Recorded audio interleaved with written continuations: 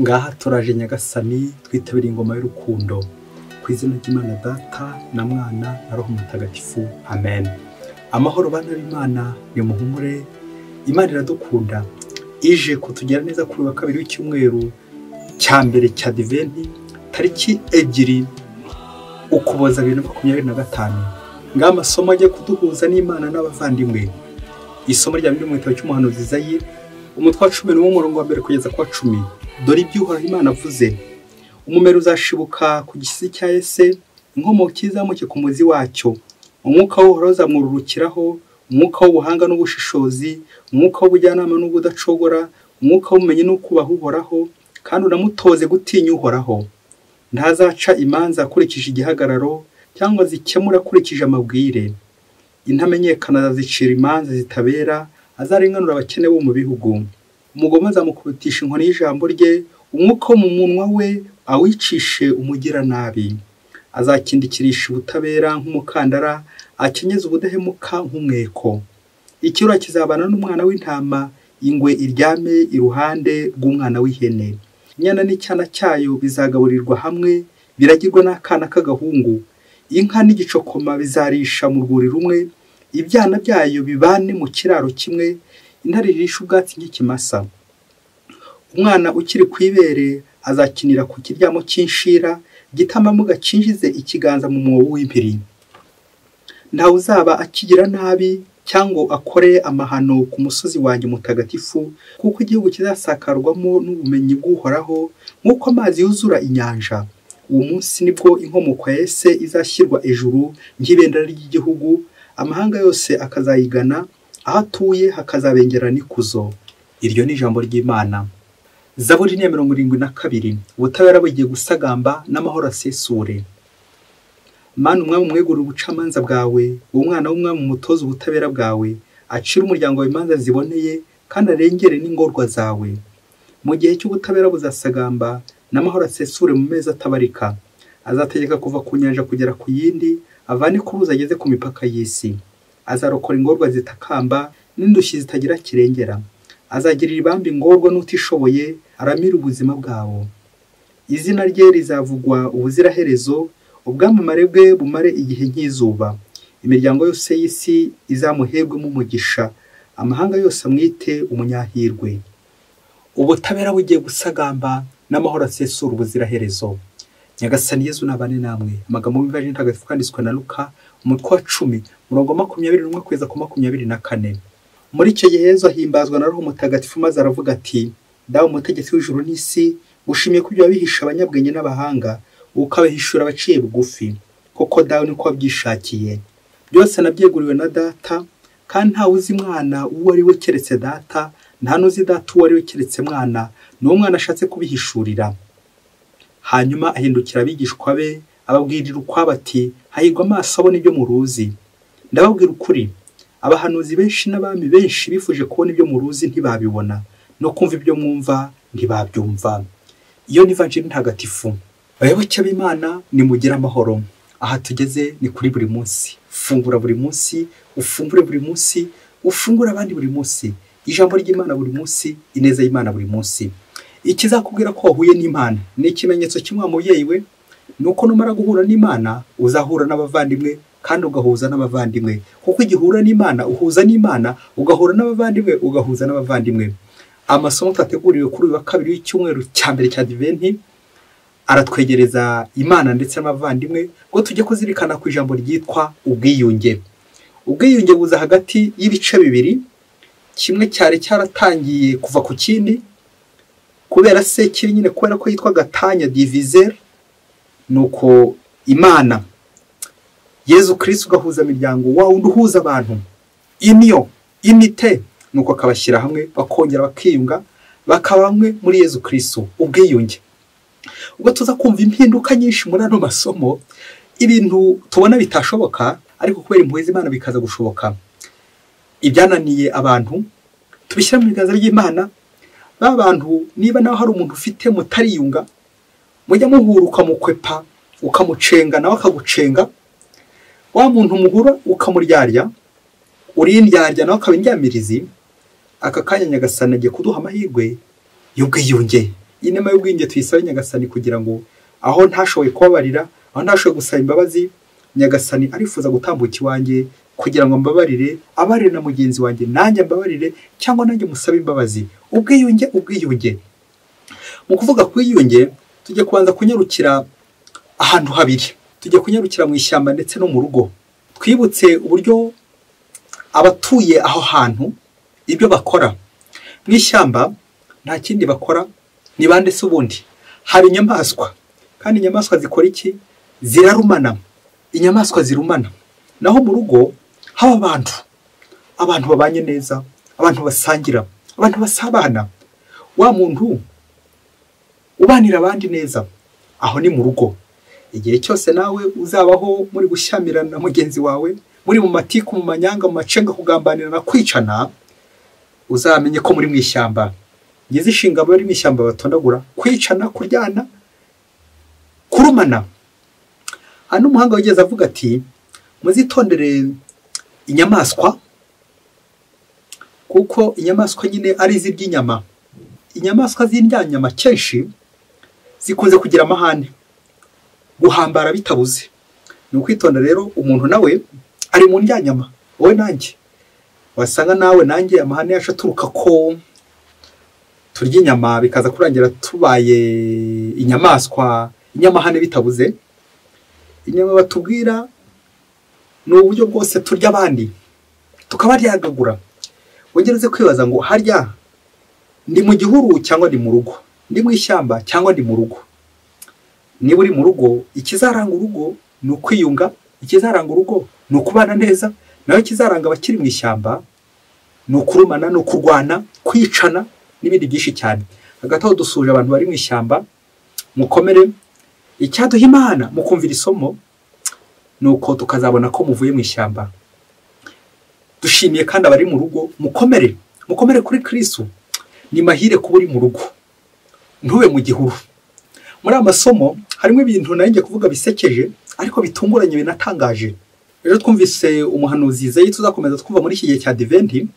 Ni umuhanuzi w'inararibonye, bishatse kuba wabonye ishyano, wabonye ibihe bibi, abantu bicana, abantu bagambanira abandi, imirwa isenyuka, ibihugu bigasenyuka, wabonye intambara, amakimbirane, umwiryane, ubugome bw'abantu. Noneho twumvise ibyo tugejejeho uyu munsi, biratangaje. Tekereza nawe ukuri iyo foto, ikirura n'umwana w'intama byicaye ku ntebe imwe mu gasambu, biri kuganira. Ingwe iri iruhande rw'ihene, inyana n'intare biri hamwe, biragiwe n'akana k'agahungu. Wakwibaza uti iyi ntare nirangiza kurya inyana, akana k'agahungu nako gahita kazimira. Ngo igitambaro gakijije ikiganza cyacyo mu mwobo w'impiri. Kuri iyo foto nawe dukurije ko tujya twumva intare, uko tujya twumva ikirura, uko tujya twumva ishira, impiri, n'ubukanizo nyamaswa zigira, ubugome bwazo. Ubu koko ibintu wabyemera? Bizaba ryari, ku buhe buryo, mu zihe nzira? Igisubizo nta kindi nicyo turi kuzirikana muri iki gihe cya Adventi, ta mesiyanike. Mu gihe Mesiya azagaruka, ibintu byose bizaba bishya. Nta bugome buzaba bukiriho, nta nabi izaba ikiriho. Keretse nyine abo bari mu ishyamba bagumye mu ishyamba. Ntabwo ari ukugira ngo uhite wegera impiri, ngo uhite wegera intare, ngo nuko isomo ry'Imana ribivuze. Ahubwo nivuga ushushanya, igamije kutwereka ko Yesu ugiye kuza, Mesiya wandi dutegereje, azazana amahoro n'ibyishimo, azatungura abagome, abagira nabi, abafite urwango rukaze, maze akazabaha amahoro. Nta rwango cyangwa ingeso mbi zizaranga abamenye Mesiya. Abasangiye Yesu Kristo bazunga ubumwe, bitana abana b'Imana. Naho bazanga kwemera Mesiya, bo bazakomeza bitane nyine ibisambo, abandi basangira ubusa bakitana ibisambo. Ngabagize urugo naho bose bazaba baramenye Kristo bakamwakira. Nibwo uzabona umupagani abatijwe, nibwo uzabona uri ruharwa ahindutse akagarukira Imana, nibwo uzabona abantu mutumvikanaga mwongeye guhuza, kuko nyine mwahuye n'Imana. Ngo ubwiyunge, wa muntu waruriraga kubera ko rufite uburura, Yesu rero yamara kugukomanga, wakumva iyo nkomanga, ukajya gushaka abandi wahemukiye, cyangwa ukajya gushaka abandi waguhemukiye, nuko mukiyunga. Ubwiyunge, ngo Yesu gahuza imiryango, bumwe n'ubwiyunge bw'abakristo babo mwakiriye. Ngiyi ni intero muri mbya Zaburi agira ati ubutabera n'amahoro bigiye gusagamba. Amen, amen, amen. Yesu Mesiya utuzaniye amahoro kugira ngo tubeho neza, tumwitegure. Bakristo bavandimwe, nta muntu umwe wishimira kumva byacitse. Twumve ino vanjiri uno munsi, Yezu bumwe bwacu yasazwe n'ibyishimo nyuma y'uko intumwa zivuye mu butumwa ziseka zishimye. Ibi bigatuma Yezu nawe ahimbarwa na Roho Mutagatifu. Iki gisingizo cy'ubutatu butagatifu ashimishwa no kubona Imana itungura abantu mu buryo bwiza, imigisha igahabwa intamenyekana, Imana igashoboza abakene, abanyantege nke. Ntabwo Imana itora abashoboye, ahubwo abo itoye iranabashoboza. Mu kuza kwa Yezu kuzatungura benshi, nibwo uzabona umukene yicaranye n'abakomeye, nibwo uzabona wa wundi utakekaga ko yagera hahandi akagera heza, wa wundi waraciye urubanza wajya kubona ukabona niwe imbere y'Imana. Ibyerekeza none ku munsi w'imperuka ko tuzatungurana, babandi bibwira ko turi intungane ariko bikazarangira ahubwo ariko duheze inyuma y'urugi, nuko tukazatungurwa nuko babandi twaciraga urubanza aribo bazamutse, aribo bageza heza. Babandi twibwiraga ko bari kurura akaza kuryoshya no kuryoherera abandi. Ese wowe umwanya uriho ugufasha kubanira abandi neza? Uri mu ishyamba cyangwa uri mu rugo? Umunsi umwe hirya kure cyane muri Afurika, ngo muri community imwe yari irimo ababikira, ngo ababikira babiri bashombanaga batavugaga rumwe, ngo superieri cyane akanga by'urunuka umwe mu bo yayoboraga, ariko uyu yayoboraga ntabyiteho, ntabimenye, ntamenye ibiri kubera aha ngaha, ntamenye ibihugu biri kurwana. Ngo yasanga mugenzi we yatetse, uyu mukuru ntabe yabiryaho, yasanga hari imirimo ari gukora nashake kumwegera akamuhunga, ngo yasanga ari nko ku meza ajya gufungura, we agahita afunga akaza kugaruka mugenzi we avuyeyo. Ngo yamusanga muri chapelle bagiye nko gusenga, yasanga arimo, we agahita asohoka, ntabe cyengeye kwinjira, ntabe cyengeye gusenga.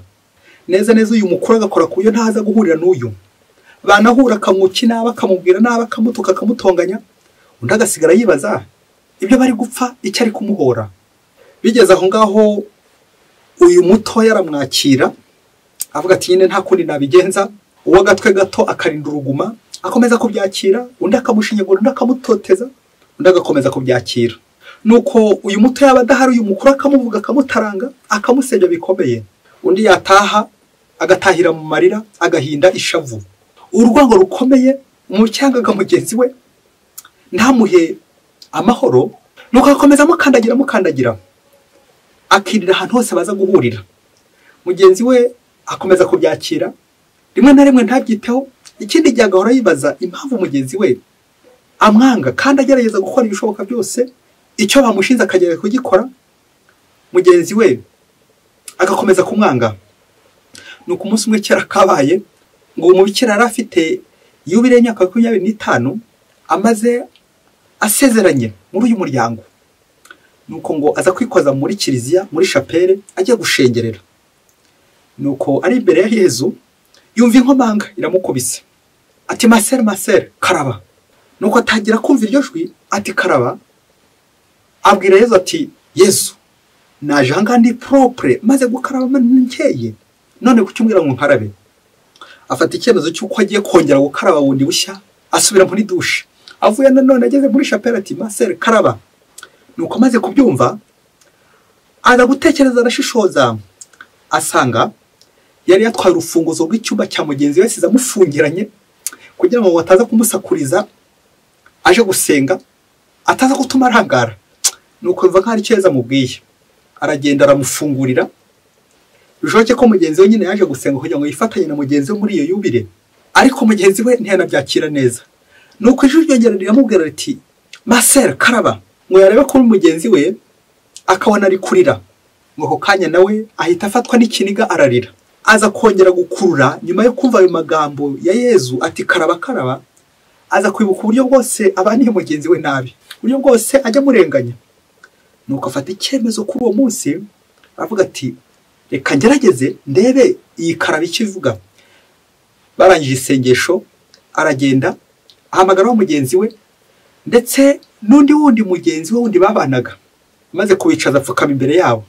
Arababwira ati umva rero, uyu mugenzi wanjye mu myaka 10 yose tumaranye muri iyi community naramwanze ndongera namwanga mwanga urunuka rukomeye cyane, none naje kugusaba imbabazi. Icyatumye nkwanga nuko narebye kuri televiziyo nkabona umwe mu benegihugu banyu ngo yaragize ubugome bukomeye cyane, yaragiriye abantu nabi.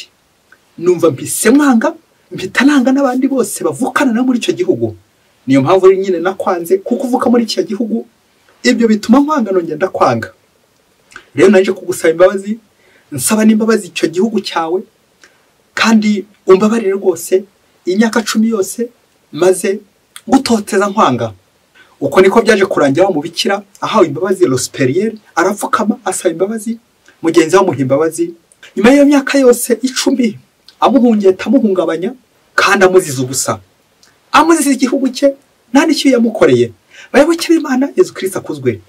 Ngiki kirura nkamara imyaka 10 ndi kurura n'umwana w'intama ntacyo wamutwaye, ariko mugenzi wawe agakomeza gukwanga. Bayoboke b'Imana, imugira amahoro. Iya Adventire bizakuzanira amahoro nawe. Nicyo Nyagasani ashaka gukubwira uno munsi, kukuzanira amahoro, kuguha amahoro nawe kandi ugatanga amahoro. Reka dusoreze ku bintu bitatu biza kongera kugufasha kureba umuntu mutariyunga. Icyambere, twongeye tuzirikane mu ngo zacu, ku ingo zacu ari ingo z'Imana, atari igihuru, atari kigunda, atari ishyamba. Umugabo n'umugore n'abana ko bagomba guhura kandi bagahuza. Twongeye dutekereze muri zirara z'ishyamba, zango zirara zishya zikarara zishya, yewe bishoje ko no mu gitondo zitazima. Ingo zibanye nabi wagira ngo ni mu ishyamba, aho umugabo atavugana n'umugore, bakazavugana gusa nko ka message. Bishoje ko bashaka no kuzavugana bageze kwirimbi, umwe ageze kwirimbi akarugo umwe ashobora kuvuga. Icyo gihe ukazavuga ukandagiye kumva ya mugenzi wawe. Mbega ingo ziraha, niyo mpamvu uzumva za gatanya ziri kuvuza ubuhuha muri no minsi bombori mu ngo zacu. Kubera iki? Aho ni mu ishyamba, habuze ubutabera, habuze amahoro, aho haracyari ibirura. Ukuri ifoto nawe nyine, ikirura kikiyunga n'intama, intare kiyunga n'inyana. Nanjye w'umuntu mu rugo rwanjye nkomeze kuba igisimba? Bagabo bagore mukomere cyane.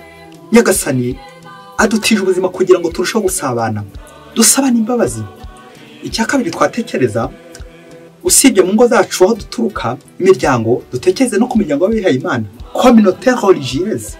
Aho ushobora gusanga abihaye Imana, izo z'abihaye Imana zimwe zimeze nk'amarimbi kubera ibibi bahakorera, izindi zimeze nk'ishyamba kubera ko bajyana, barumana, bagambanirana, harimo intare, harimo ibicokoma, kandi barihaye Imana. Mwa frere padiri masere mukomere cyane. Utekereze nawe intare ikiyunga n'inyana, ngewe padiri bikananira kwiyunga na mugenzi wanjye, ngabona mugenzi wanjye nkashaka kumucamo, ngabona mugenzi wanjye nkayimugambanira. N'ubundi bukozi bw'ibi byose, mugenzi wanjye yajya ku meza ngiye nkavayo, yajya gusenga ngiye nkavayo, yajya kurya ngiye nkavayo, kandi byabanga. Kandi narihaye Imana, ndi umukristo wa Yesu. Uko komeza ucyo narihaye Imana, nduwihaye Imana.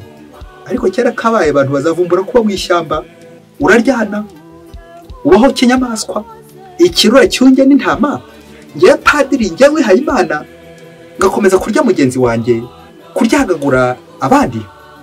Ntibikabe. Icya gatatu, twongeye dutekereza ahantu dukora, abaturanyi, abo duturanye, abo dukorana mu kazi, ariko duhora dushyamirana. Buri gihe mpora mpiga mugenzi wanjye ati nave ku kazi, bamuhaye promotion ukagira ishyari n'agahinda. Ikirura n'intama koko byiyongera. Ngiye umuntu muri kwiyunga ngo ubugome Mesiya aje kurangiza mu isi, nawe ureke Mesiya gukoreho, ntuzongera kuba umugome, ntuzongera kuba umugambanyi. Ingeso mbi zizashira iwawe, ubugome buzashira kubera ko wakiriye Mesiya wawe. Mesiya naza ntituzongera kuryagagurana. Mesiya naza tuzabaho mu mahoro. Mesiya naza tuziyunga. Mesiya naza niba uzajya gusaba mugenzi wawe imbabazi, niba uzatanga imbabazi, nawe Mesiya yabaraje wawe. Kandi buri munsi Mesiya araza. Mwese Imana ibaho umugisha, Imana Data na Mwana na Roho Mutagatifu. Amen. Padiri Masumbuku Ladislas wa Diocese ya Cyangugu.